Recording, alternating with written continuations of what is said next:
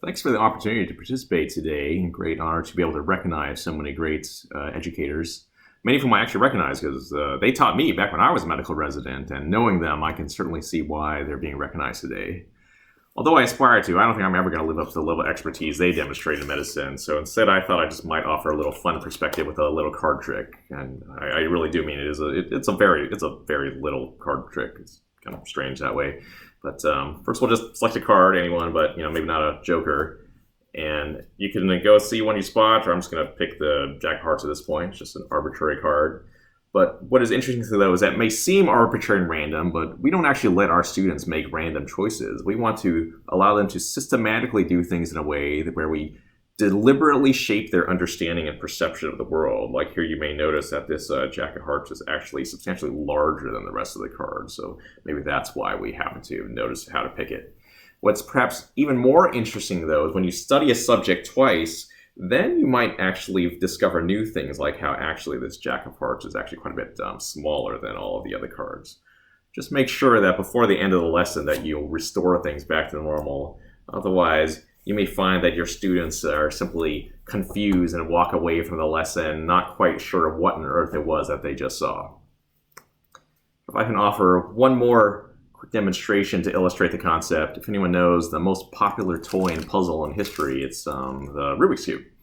We've all played with one of these at some point, but very few people have solved it because this is very difficult to solve just on your own if you're trying to figure out how to do it. There are over 43 quintillion possible configurations. If you brute force tried one configuration per second, it would take you longer than the history of the universe to solve one Rubik's Cube. But as any good teacher will tell you, don't try to solve the whole thing at one time. Break it down to sub-problems. I'm just trying to solve the blue layer right now. If you can do that, okay, that's a lot more manageable and tractable. And then you can break big problems down into little problems in bite-sized chunks. See, now we've solved one layer, and now the second layer. The real trick, though, is how do you solve the third layer in a way that doesn't mess up the first two layers? Right? How do you learn new knowledge without cramming all that stuff you lost from the last week and then forget what you just learned? If you can do that in a systematic way, now you have an approach to learn big, complex phenomena. Now, what I just demonstrated, that's just a standard way to solve a Rubik's Cube. Anyone, you can go find an instruction manual or video online or practice for several hours, and you can teach yourself how to do this. Even better, though, find a good teacher rather than just learning on your own, because they can teach you from their experience additional advanced techniques that allow them to solve things in much more efficient manners. But of course, today, we're not even talking about good teachers. We're here tonight recognizing the award-winning educators.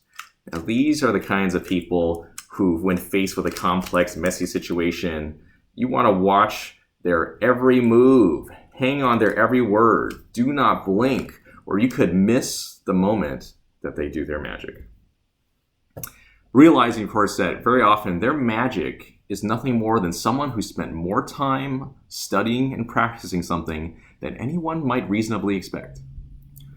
With that in mind, I'd like to once more offer congratulations to all of the awardees tonight and recognition to all of the great educators we have in the School of Medicine. Thank you for your dedication, time, and attention towards mastering your craft and investing that back into the current generation of students to help shape them into the next generation of master clinicians. Thank you, everyone. I hope you have a great night, and I'll pass it back to Dr. Bernstein.